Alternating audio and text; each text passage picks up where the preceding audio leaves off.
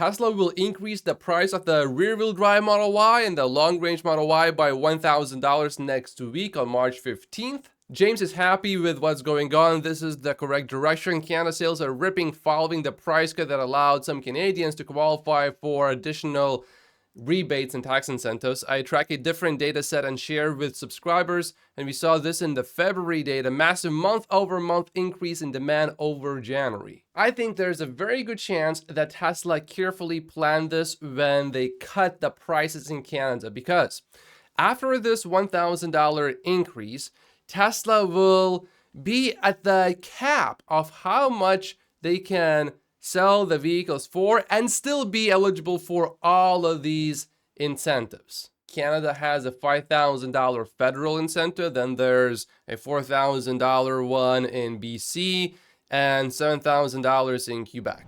In the meantime, in the US, Tesla is offering existing owners in the US and Canada a paint or interior color upgrade when they order and take delivery of a vehicle from existing inventory by March 31st. This can be stacked with all existing incentives, excludes leased vehicles though. Troy's assessment of this situation is that Tesla pulled this demand lever because Model Y inventory in the US is high. This is a very important update from Sawyer about Tesla. I spoke in person today with a couple of people who work at a local Tesla store. One of them has been working there for 7 years. So I asked them, what's the number one concern they hear from people who walk in is? They said range anxiety. They added that people feel they need 500 miles of range. The average gas car doesn't have anywhere near that range, and chargers, especially in the urban areas, are commonplace. Most people just charge at home anyway. In the US, the average median car range, that's a gasoline-powered vehicle, is 413 miles. So substantially more than Tesla's 260 miles. If you get the rear-wheel drive and if you get the long-range model, 310. Also, I have never experienced the EPA estimate to ever be fully accurate. The real-world range is always less. Now, I never really paid a lot of attention to the gas-powered vehicle range in the vehicles that I drove before, but a few times I did. I found the estimate to be really accurate. If anything, it was too conservative. The main thing is you won't see a big range hit in cold weather with gas-powered cars. Then the next concern was, they also said many people think a Tesla starting price is $30,000 to $50,000 higher than it actually is. So James dunks on Elon, yeah, price cut fixes this, am I right, Elon? To some limited degree, it does, because when there's a huge price cut, there is media coverage, and then people tell their friends, and these friends tell other people. But that's a relatively slow process, especially if none of your friends have any Teslas, and if you don't really read the media every single day, because the media only covers the price cut for a day if it's a massive price cut, and then it's over. And this is where Martin Vieca from Tesla's investment relations responded to Sawyer. It's quite staggering that so many gas car owners are worried about charging along trips, while the overwhelming majority of Tesla owners feels exactly the opposite. This is where education through ads makes sense. You can look at the survey of Tesla owners, and you can see that Tesla owners generally are happy with the supercharging network. People are certainly generally satisfied with the range, although there's some room for improvement looking at this light blue color. However, there's definitely some survivorship bias going on in that survey, because if you look at this plane, which was used in one of the world wars, these planes would come back with bullets hitting these places, and they would think, oh, we need to reinforce these places because that's where the planes get hit. But only the planes that get hit here, here, here, and here come back. If the plane gets hit right here where the pilot sits, or right here in the motor, that plane is not coming back. This survey represents people that probably live in single-family houses, people that can easily charge at home. You ask people that have a Tesla vehicle and they live in an apartment where they cannot charge their vehicle at home or at work easily, then you look at the time spent charging, and probably this would be mostly red. And I know this because I have friends that had Teslas, lived in apartments, and then they got rid of their Tesla and they don't want to ever go back unless they can charge at home. It just takes too much time to drive to the supercharger. The supercharger is way too far from their apartment. And when eventually you get there, it does take quite a bit longer than filling up a gas tank. Completely irrelevant if you live in a place where you can charge at home though. However, over time, as battery energy density increases and ranges improve and batteries get cheaper, and as charging speeds increase and as superchargers become even more common everywhere, even if you live in an apartment where you cannot charge at home, it will still be fine. So I see this as a temporary problem and not a permanent problem. And we do see Tesla certainly advertising, but it is not clear how much money is Tesla spending. Is this a huge budget ad campaign or a tiny budget campaign? Someone says, I saw the first Tesla advertisement in the UK. This addressed range anxiety and supercharging. Great work. There's a recommended number for Tesla to spend per year on advertising, and that's $1 billion.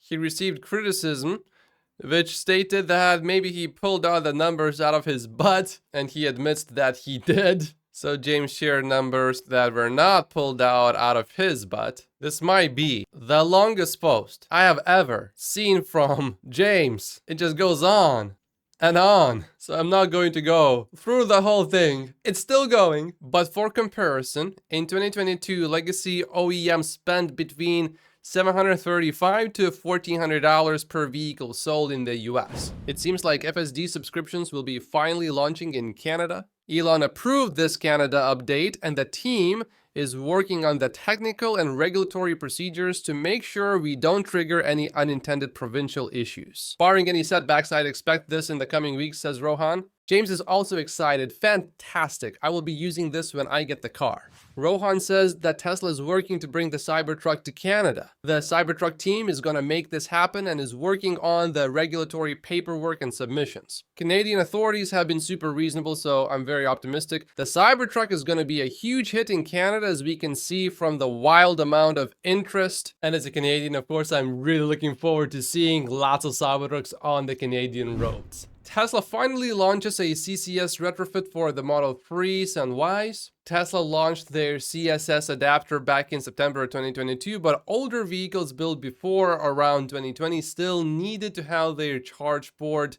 ECU, and other parts upgraded. Originally, all of this should have come out in the middle of 2023, but there was a delay, and now it's here finally. So if you do happen to live in a somewhat remote area where Tesla does not really have many superchargers, but somehow there are more public chargers available that are not Tesla chargers, this might be something that you want to add to your Tesla vehicle. Seems like Bradford took FSD V12 to New York City. He says pedestrians, left turns, blocking, not blocking intersections, going around double parked cars, not turning right on red, not allowed for New York City, except where the sign says mopeds and more. It did well, he says. 2 big videos to come early next week, to which I will be looking forward. Tesla Model Y was Germany's best-selling SUV in February.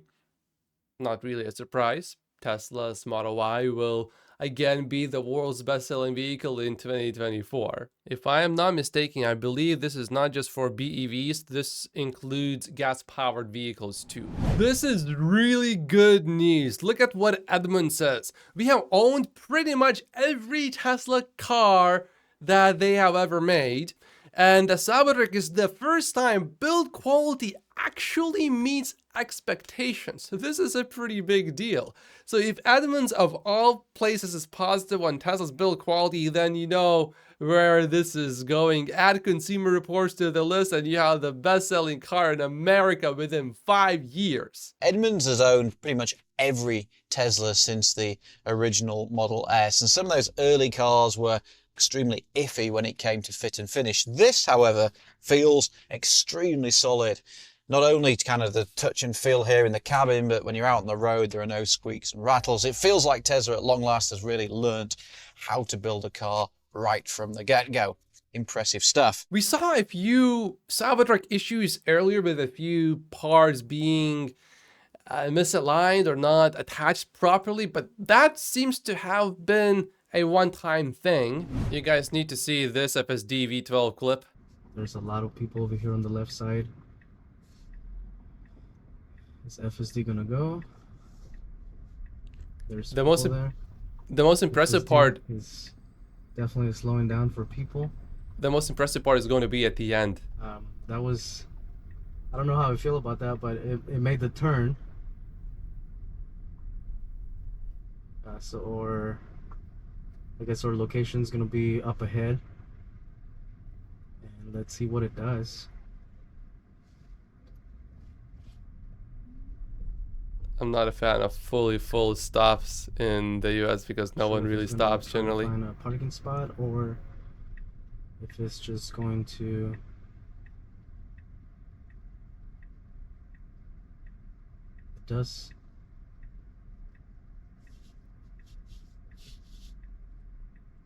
it literally just parked.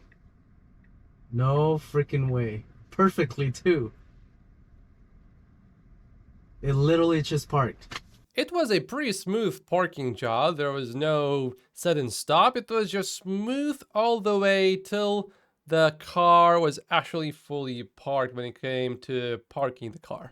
We have a Tesla poll over here. Based on your observations, how much would Tesla sales in the US and Europe increase without political controversy on Twitter that may alienate some potential buyers? And the weighted averages that the sales would increase by 12.5%. I was born in the Baltic states, and the people over here are incredibly supportive of Ukraine because they believe that if Ukraine falls, naturally they will be next because Russia is right here, and this is also a part of Russia.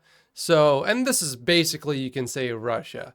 So it's incredibly easy to surround these Baltic states without NATO or anyone else interfering. The population of these three countries put together is well under 10 million. So the resistance wouldn't be, relatively speaking, compared to how much power Russia has, would not be that strong. That's why people are really supportive of Ukraine over there. And I was in a call with one of my friends from the Baltic states, and we were talking about Tesla. So obviously he's familiar with Tesla.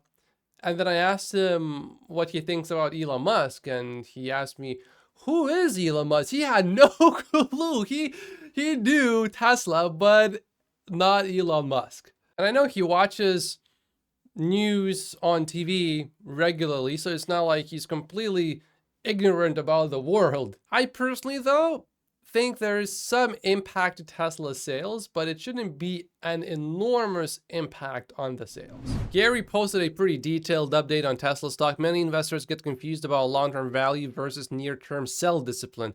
Gary Black just sold some Tesla stock. Every stock you own has a current price and what you think it's worth based on the future earnings or cash flows. Tesla is currently a $175 stock that we think is worth $250. That doesn't mean we think Tesla stock is going to outperform over the next 6 to 12 months. We sell a stock for 4 reasons. Our sell discipline. Number 1, it reaches our valuation target, which would be $250 in this case. Our investment thesis changes. Better risk reward elsewhere is available. Near-term expectations are too high. We could have sold Tesla stock at $300 in 2022 Q4 when management started cutting prices in excess of COGS declines, since it was a change in our investment thesis that Tesla earnings would rise proportionally with EV adoption, which we anticipated was growing at 25 to 30% per year. Incorrectly, we thought Tesla management would see that cutting price got them little incremental volume and would backtrack on the cuts. What we didn't appreciate is that management knew no other way to balance orders and production and kept cutting price even though they got no incremental volume growth. We should have listened to Elon's words that he could keep cutting price until gross margins approach zero, since Tesla could make it up on FSD or other recurring revenue streams over a bigger fleet size. This, of course, turned out to be false for now. We are currently in a situation where management is finally starting to experiment with advertising as a way to communicate with ICE owners of the benefits of going EV. And Gary Black was in Austin recently, and he talked to some of the Tesla management, and he was very happy that the Tesla management said that they are working on new campaigns, basically, and they are going to educate potential new customers. But he was not told how much Tesla is spending on these campaigns. This may or may not cause them to stop cutting price if orders fall short of production. Meanwhile, 2024 EPS estimates are now down 46% over the past year, from $5.50 to about $3, as management has kept cutting prices globally in an effort to stimulate volume growth. With 2024 volume growth now pegged by Wall Street analysts at 15% year over year versus 2023, and some analysts predicting an actual Q1 year-over-year volume decline from last year's, so 423,000, versus Wall Street still remaining at 474,000 for now for Q1. Our last condition for selling, near-term expectations are too high, seems to warrant a reduced Tesla position given the likelihood of a large stock drawdown as analysts reduce Q1 delivery estimates, or Tesla misses Q1 delivery estimates when they announce Q1 volumes. But investors ask, what about your $250 price target? Why sell if you ultimately think Tesla is worth $250 per share? This goes back to my first point. Our estimate of stock's value does not necessarily translate to how the stock will do. Look at what happened in 2022 Q4. Tesla dropped 55%, while EPS estimates dropped just 10%, which means valuation targets should have dropped by 10%. If we can avoid a 55% drawdown for our clients by trimming the position and buying it back later, we should do that. The reason why I don't follow that strategy is because I look at the most successful investors of all time, like Warren Buffett, and he doesn't trade actively. As long as he buys the stock for less than what he thinks is going to be worth 10, 20 years from now, he keeps buying. To counter this negativity from Gary Black, let's take a look at what Dylan Loomis just said. He has a pretty good new post on X about Tesla. Tesla's internal goal is to produce 1 terawatt hour or 1,000 gigawatt hours of energy storage per year. They produced 14.7 gigawatt hours in 2023. Tesla's internal goal is to produce 20 million cars per year. They produced a little bit less than 2 million last year. Let's say Tesla falls 50% short of the goals and use those numbers. So we are about 2.9% there in terms of energy, and we are 18% there already with the auto business. It gets thrown around a lot, but in the grand scheme of things, Tesla is still in the early days. Margins will always fluctuate, but in the end, greater economies of scale will help to propel them higher.